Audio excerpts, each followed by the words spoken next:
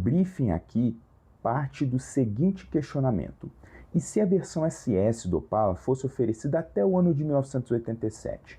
Qual seria o padrão de faixas e os detalhes de design que fariam dessa versão exclusiva e ainda altamente desejável? Tomando por base todo o período em que o Opala foi vendido, ele teve 6 padrões de faixas, mais uma que era exclusiva do SS4 de 74.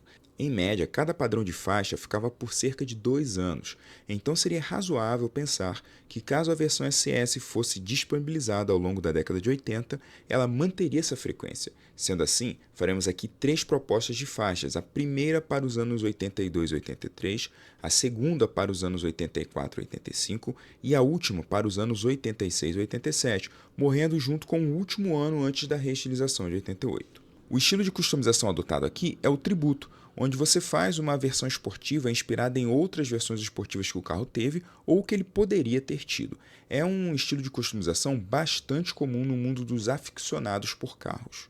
E justamente por isso, nossas referências visuais serão as versões esportivas SS de outros Chevrolets ao longo dos anos 80. E se você não se recorda de nenhum Chevrolet SS dos anos 80, além do Opala e da Caravan, lá nos Estados Unidos nós tivemos El Camino e Monte Carlo nas versões SS, e são justamente esses modelos que nós vamos nos inspirar para criar os padrões de faixas do nosso Opala SS dos anos 80. E se você está gostando até aqui, já deixa o like e não se esqueça de inscrever no nosso canal.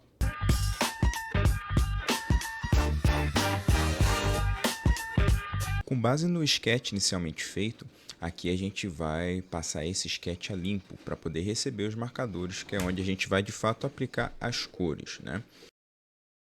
Versões esportivas a gente trabalha com um leve rebaixamento da carroceria.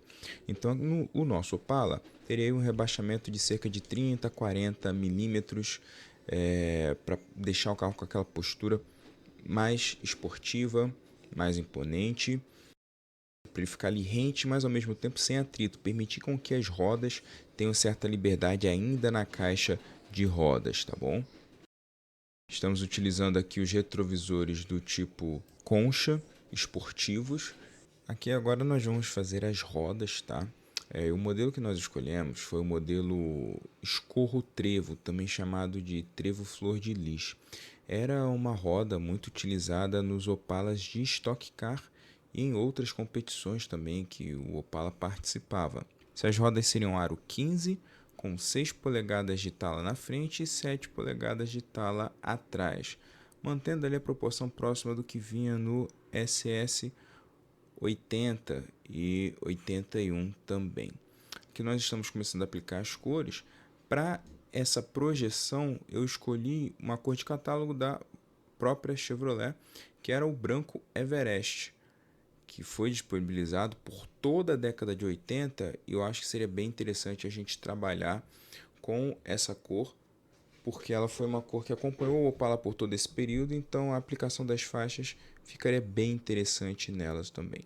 Os para-choques seriam pintados na mesma tonalidade, com os borrachões ali sendo preservados em preto. Aqui a gente vai aplicando agora o sombreamento básico do carro e o preenchimento da área de sombra primária juntamente com os pneus. Sombreamento das rodas, que seriam diamantadas. E aqui a gente já tem basicamente a nossa base pronta, que vai servir para a gente poder inserir as faixas. Os pneus seriam os pneus que são largamente utilizados pelos opaleiros, os Dynamic Hankook, na medida 205/60 aro 15, tanto na frente quanto atrás também. Os highlights para a gente poder aplicar um pouco de brilho, um leve sombreamento para o carro ganhar um destaque. Agora nós vamos iniciar o primeiro padrão de faixa, a faixa que seria para os anos 82 e 83. Aqui a gente vai usar um conceito de horizontalidade e alongamento visual. Essa faixa ela é diretamente inspirada na El Camino de 82. Consiste basicamente numa faixa preta lateral inferior, contínua, ela pega do paralama dianteiro e vai até o traseiro, e ela tem uma outra faixa bem mais fina, como se fosse um pinstripe, cerca de 8 milímetros acima, acompanhando toda essa faixa na lateral. Como destaque, ela teria também o emblema SS vazado na parte inferior da porta. Esse padrão, além de remeter a El Camino, também remete ao padrão de faixas que o Chevette SR utilizava no ano de 81. Aqui essa divisão de tons ajuda a alongar ainda mais o visual do carro e o mantém sintonizado à nova década. Agora nós vamos fazer o padrão de faixas para o ano de 84-85, um padrão de faixas inspirado no Chevrolet Monte Carlo.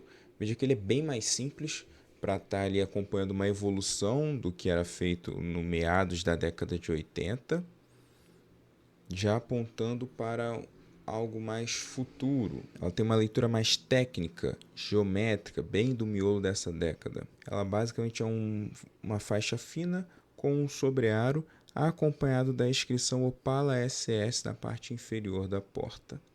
Já para os anos de 86 e 87, nós utilizaríamos ali um conceito de offset moderno, o minimalismo esportivo tardio, apenas num gesto único deslocado. Aqui ele perde os sobrearos, apenas uma linha fina que vai acompanhando por toda a lateral do carro, e aqui você já percebe que ele remete bastante, por exemplo, ao Cadete GS, que começou a surgir nesse período.